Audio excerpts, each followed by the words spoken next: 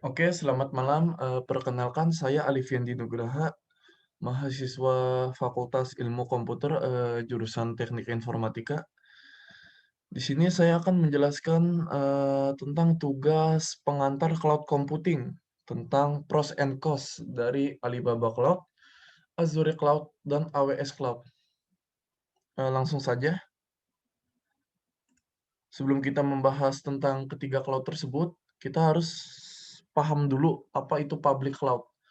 Public Public cloud adalah layanan cloud computing yang dapat langsung digunakan oleh user.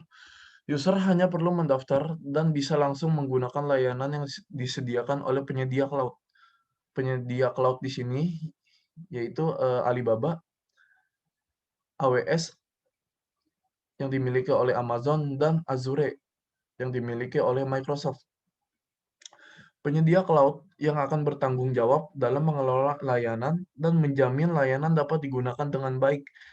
Sedangkan user cukup menggunakan layanan dan membayar sesuai dengan pemakaian. Keuntungan public cloud yang pertama, pengguna tidak perlu membeli perangkat keras atau perangkat lunak, dan Anda hanya membayar layanan yang Anda gunakan. Yang kedua, tidak adanya pemeliharaan khusus. Yang ketiga, pengguna tidak perlu khawatir karena penyedia layanan Anda yang menyediakan pemeliharaan. Yang keempat, skalabilitas hampir tidak terbatas. Yang kelima, sumber daya sesuai permintaan, tersedia untuk memenuhi kebutuhan bisnis Anda. Yang keenam, keandalan tinggi. Yang ketujuh, jaringan server yang luas memastikan anti kegagalan. Langsung saja kita berkenalan dengan penyedia layanan cloud yang akan kita bahas. Yang pertama ada Alibaba. Alibaba Cloud, juga dikenal sebagai Aliun, adalah perusahaan penyedia layanan cloud asal Tiongkok yang merupakan anak perusahaan dari Alibaba Group. Alibaba Cloud menyediakan layanan cloud untuk bisnis online dan ekosistem e-commerce Alibaba sendiri. Operasi internasional terdaftar dan berkantor pusat di Singapura. Yang kedua ada Azure Cloud. Microsoft Azure adalah rangkaian layanan cloud computing yang terus berkembang untuk membantu organisasi menghadapi tantangan bisnis. Dalam hal ini Microsoft Azure kita dibebaskan untuk membangun, mengelola, dan menyebarkan perangkat lunak pada jaringan global yang masif menggunakan tools favorit dan framework. Selanjutnya ada AWS Cloud atau Amazon Web Service. Adalah sekumpulan layanan-layanan berbasis cloud computing yang disediakan oleh Amazon sejak tahun 2002. Meskipun salah satu perusahaan raksasa internet ini sering kita kenal untuk membeli buku dan lagu, tapi sekarang Amazon telah menambah layanannya dalam hal infrastruktur dan cloud computing. Amazon Web Services ini menyediakan layanan-layanannya yang saling terintegrasi dan mudah dikustomisasi.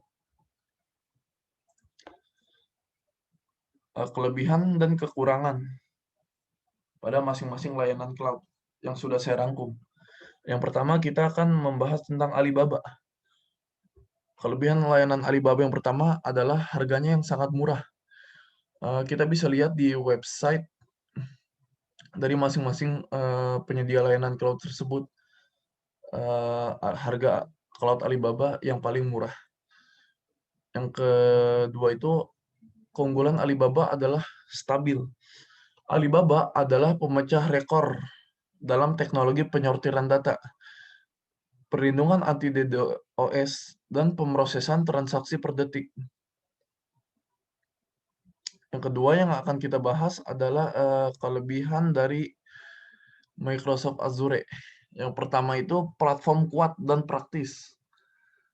Jadi developer tidak perlu belajar perkakas atau platform baru untuk memanfaatkan keunggulan dari cloud. Dengan Azure, Anda dapat memindahkan aplikasi yang sudah ada ke cloud, dan pengembangan dapat membuat aplikasi layanan baru menggunakan teknologi yang sudah mereka ketahui dan percaya. Yang kedua itu fleksibilitas. Anda dapat mengerjakan beberapa hal secara seksama, sebab itulah Azure memberikan Anda ketangkasan untuk memanfaatkan bermacam aplikasi tools pengembangan, manajemen layanan otomatis, dan pusat data global untuk merespon lebih cepat terhadap kebutuhan konsumen. Saatnya fokus pada pembeda yang membuat Anda kompetitif dan menguasai pasar. Yang ketiga itu ketersediaan tinggi. Pengguna Microsoft Azure mendapatkan jaminan uptime sampai dengan 99,95% dengan perjanjian hukum. Ini berarti bahwa dalam jam waktu nyata, pengguna Azure mendapatkan sekitar 4,5 jam waktu henti sepanjang waktu. Layanan cloud serupa memberikan maksimum 98% ketersediaan dalam kisaran harga yang sama. Yang terakhir, hemat biaya. Ya tentu, pengguna layanan cloud mendapatkan kehematan biaya karena tidak perlu membeli hardware dan software lagi. Selanjutnya kita akan membahas kelebihan dari AWS Cloud atau Amazon Web Service. Yang pertama itu ketersediaan wilayah. Amazon Web Service memiliki banyak region zone untuk server dan data center. Yang kedua itu masalah keamanan. Salah satu keunggulan AWS itu adalah menjaga keamanan dan privasi dari semua kegiatan dan penggunaannya lakukan. Layanan tersebut bisa didapatkan menggunakan antara IAM, Identity and Access Management, Inspector Certified Manager, dan WAF, Web Application Firewall, Cloud Directory, KMS, Key Management Service, Shield, Mechi, and Guard DT. Yang kedua itu masalah efektivitas biaya. Kelebihan lainnya adalah biaya yang dikeluarkan terbilang sangat efektif. AWS menggunakan sistem yang mewajibkan penggunanya hanya perlu membayar untuk apa yang digunakan, bukan di muka atau terikat jangka panjang. Jadi bisa disesuaikan dengan penggunaan kita. Yang terakhir adalah tools yang lumayan lengkap.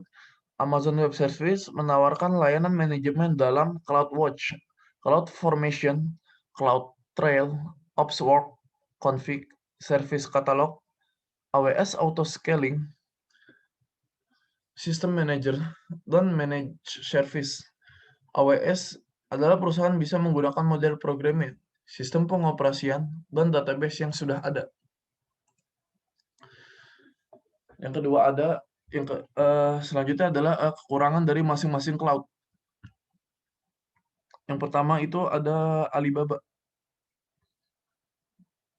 Alibaba memiliki cakupan wilayah paling sedikit dibanding Azure dan AWS.